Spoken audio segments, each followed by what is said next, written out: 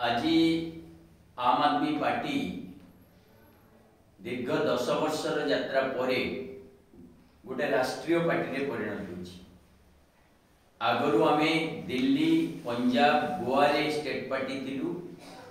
आज गुजरात रो जनसाधारण जो परि भाबे आम आदमी पार्टी रो राजनीति को स्वीकार करी आमको आवश्यकीय जनमत देइछन्ती एवं गुजरात रे मध्य आज आम गोटे स्टेट पार्टी हिसाब रे एक्सेप्टेड हेलु। तेणु गुजरातवासी को धन्यवाद दौचु जे आम आदमी पार्टी राष्ट्रीय मान्यता रे तांको भूमिका बुनी।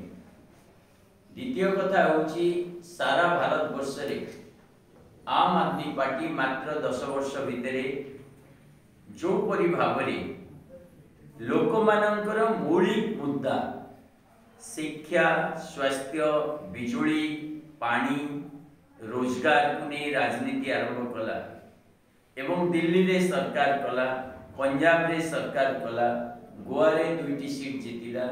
आज गुजरात रे मध्य 5टी सीट रे आगुआ अछि। एतरु गोटे कथा प्रमाणित होछि जे पारंपरिक राजनीति रु हटी जदि लोकंको मुद्दा नहीं राजनीति करा जाए ताले देशवासी एहाको ग्रहण करिवे एवं आम आदमी पार्टी मान्यता पछरे गोटे विकल्प राजनीति जो ग्रहणीयता ताकू आमे आज अभिनंदन करूछु। भारतवासी को भी आज कृतज्ञता जनाऊछु जे आम आदमी पार्टी गोटे साधारण लोक साधारण जनतार पार्टी को आज एक राष्ट्रीय पार्टी रे परिणत करछन। तेणु आम आदमी पार्टी गोटे राष्ट्रीय पार्टी हिसाब रे आज सारा देश रे आम आदमी पार्टी कर्मी, शुभेच्छु, समर्थक समस्त को स्वागत जनाऊछि एवं आगामी दिन रे राष्ट्रीय राजनीति करिवा पई सारा भारत वर्ष को समृद्ध करिवा पई और एक नंबर देश करिवा पई अरविंद केजरीवाल कर mission make India number 1 mission को सफल करिवा पई आज संकल्प करूछु।